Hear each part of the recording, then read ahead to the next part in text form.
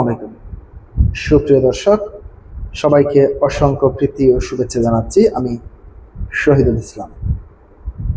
প্রিয় দর্শক, আজকে আমি যে বিষয়টি নিয়ে কথা বলবো সেটি হচ্ছে এবার গণভোটের রায় বাস্তবায়নে মাঠে নামতে যাচ্ছে বিরোধী দল।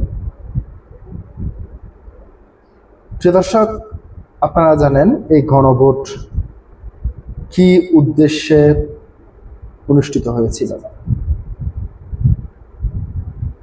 এই গণভোট অনুষ্ঠিত হওয়ার পেছনে যে মূল দাবিটি ছিল, মূলত সংবিধান সংস্কার কিংবা জুলাই সনদের কিছু বিষয় বিএনপির নোট অফ ডিসেন্ট থাকার কারণেই মূলত এই গণভোট অনুষ্ঠিত হয়েছে। অর্থাৎ গণভোটে যে এই রায়গুলি যদি গণভোটের রায় যদি বাস্তবায়িত হয়, তাহলে যে সরকারি ক্ষমতায় আসুক না কেন, তারা সেই গণভোটের রায় বাস্তবায়ন করবে। কিন্তু আমরা পরবর্তীতে যেটা দেখেছি, বিএনপি ক্ষমতায় আসার পর থেকেই সেই দাবিগুলি অপেক্ষা করেছে।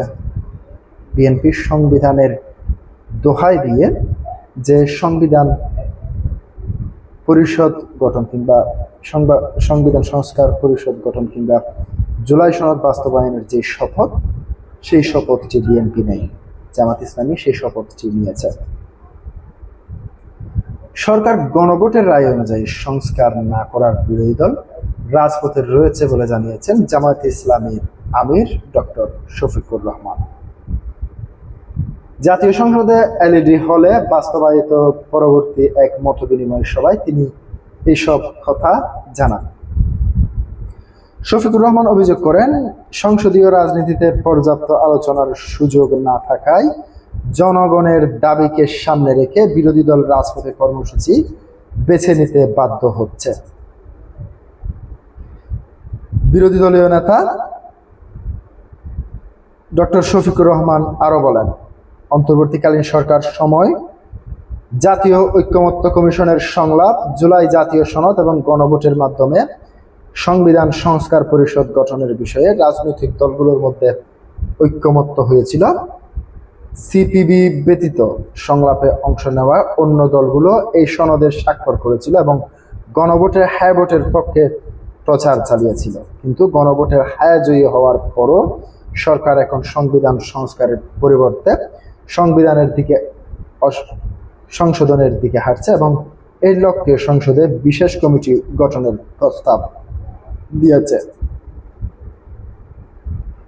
সংসদে বিষয়টি নিয়ে আলোচনার সুযোগ না পাওয়ায় অভিযোগ তুলে শফিকুর রহমান বলেন, সংসদ যেহেতু আমাদের কথা বলার সুযোগ দিল না, তাই এখন আমরা জনগণের পার্লামেন্টে চলে যাব।